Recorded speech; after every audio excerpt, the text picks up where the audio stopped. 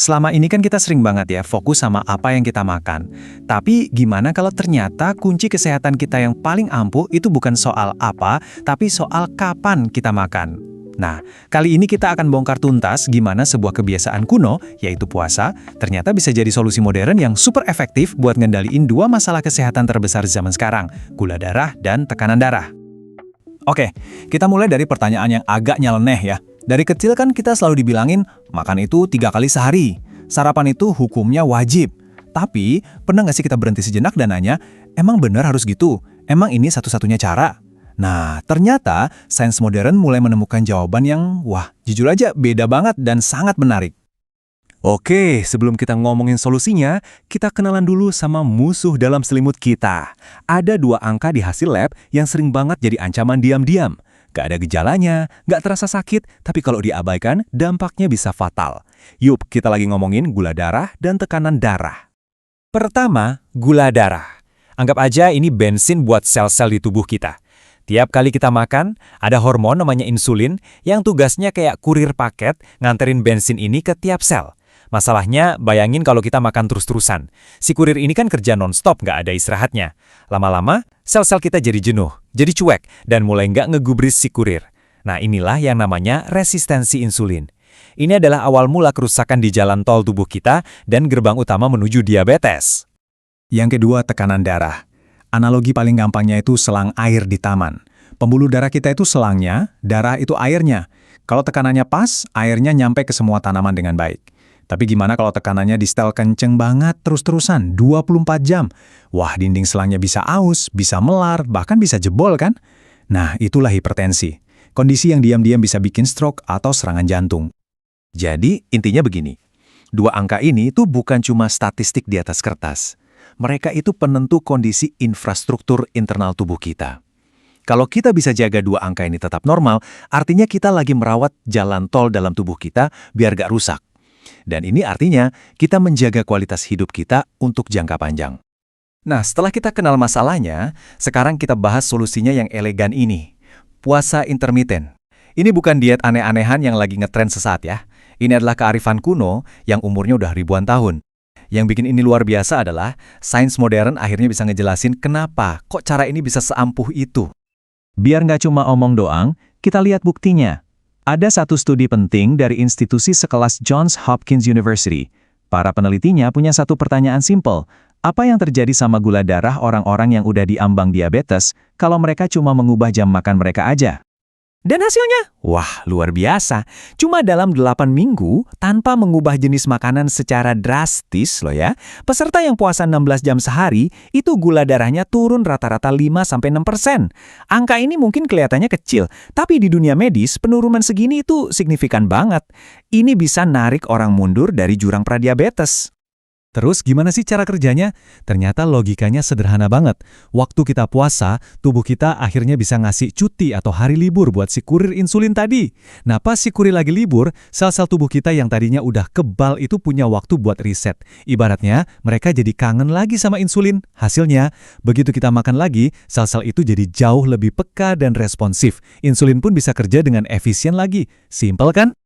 Dan yang lebih kerennya lagi nih, manfaatnya itu nggak berhenti di gula darah aja. Ini kayak efek domino yang positif gitu loh. Ternyata dengan mengistirahatkan sistem pencernaan, kita juga secara nggak langsung memberikan ketenangan buat sistem peredaran darah kita. Bukti lainnya datang dari Jerman. Di sana, puasa itu udah jadi bagian dari terapi medis yang diawasi langsung sama dokter. Sebuah penelitian mengamati apa yang terjadi pada pasien-pasien hipertensi setelah mereka ikut program puasa yang terstruktur. Hasilnya benar-benar bikin kagum. Rata-rata tekanan darah sistolik atau angka atasnya itu turun 10-15 poin. Angka bawahnya yang diastolik juga turun 5-7 poin. Penurunan sebesar ini di banyak kasus bisa setara loh dengan efek minum satu jenis obat hipertensi. Keren kan? Kok bisa? Rahasianya ada 2. Pertama, yang paling jelas, puasa itu biasanya bantu nurunin berat badan, yang memang ngaruh banget ke tekanan darah. Tapi yang kedua ini lebih dalam lagi. Puasa itu ternyata bisa menenangkan sistem saraf kita. Jadi sistem saraf mode siaga atau mode stres kita itu diredakan, yang akhirnya bikin pembuluh darah jadi lebih rileks dan lentur. Otomatis tekanannya jadi turun. Sampai sini, saya yakin pertanyaan di benak Anda adalah, oke, ini kedengarannya bagus banget, tapi gimana cara mulainya biar benar dan aman? Pertanyaan bagus. Yuk, sekarang kita geser dari kenapanya ke gimananya. Cara paling populer dan paling ramah buat pemula itu namanya metode 16-8. Gampangnya gini, dalam 24 jam Anda punya jatah jendela makan 8 jam, dan 16 jam sisanya Anda puasa. Contoh paling gampang, Anda makan siang jam 12, terus makan malam terakhir sebelum jam 8 malam. Di luar jam itu, boleh minum air putih, teh tawar, atau kopi hitam tanpa gula. Cukup simpel dan gampang diikuti kan? Tapi ada tapinya, dan ini penting banget. Ini bukan kompetisi. Pertama, dan ini wajib, kalau Anda punya kondisi medis tertentu apalagi minum obat, ngobrol dulu sama dokter Anda. Kedua, hidrasi itu kunci, minum air yang banyak. Ketiga, mulai pelan-pelan aja. Coba dulu puasa 12 jam, nanti naik jadi 14 jam. Dan yang terakhir, pas waktunya makan, jangan kalap atau balas dendam. Makan sewajarnya aja. Ingat, tujuannya kan ngasih tubuh istirahat, bukan bikin dia kaget. Kita dari tadi udah ngomongin angka gula darah, angka tekanan darah. Tapi keindahan dari puasa itu, manfaatnya jauh melampaui angka-angka itu. Ini adalah pendekatan yang holistik yang dampaknya dirasakan ke seluruh tubuh. Selain dua manfaat utama tadi, penelitian juga mencatat banyak bonus lainnya. Yang pasti, penurunan berat badan yang sehat, kadar kolesterol yang membaik. Bahkan yang lebih mengejutkan, banyak orang laporin kalau pikiran mereka jadi lebih jernih, konsentrasi jadi lebih tajam. Dan yang paling mendasar, puasa itu bantu meredakan peradangan di tubuh yang jadi akar dari banyak penyakit penuaan. Jadi ini soal mengubah cara kita memandang puasa. Puasa itu bukan tentang menghukum tubuh dengan rasa lapar, sama sekali bukan. Justru sebaliknya, puasa adalah tentang memberikan hadiah yang paling berharga untuk tubuh kita, yaitu waktu.